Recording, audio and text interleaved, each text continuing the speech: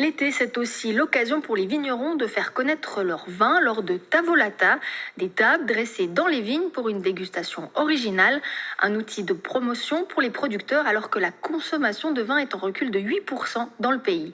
Exemple en Valais à Saillon, Raphaël Pensionnier. Terroir, convivialité, face à la baisse de la consommation, les viticulteurs jouent la carte de la proximité. Une tablée dans les vignes, juste trop envie d'essayer.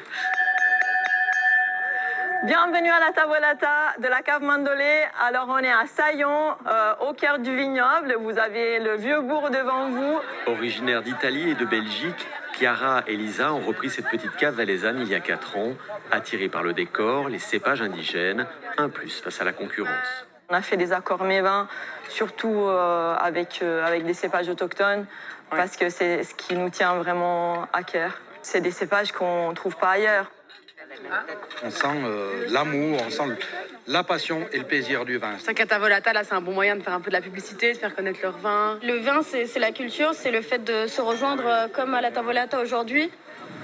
Une fois que les gens ont vécu une expérience comme ça dans les vignes, après, quand ils sont au supermarché ou dans une énothèque ou au restaurant, ils vont faire plus d'attention à ce qu'ils choisissent. Ici, dans nos caves, dans nos carnotses, où on fait les dégustations et on explique nos vins, là, on est en concurrence avec personne.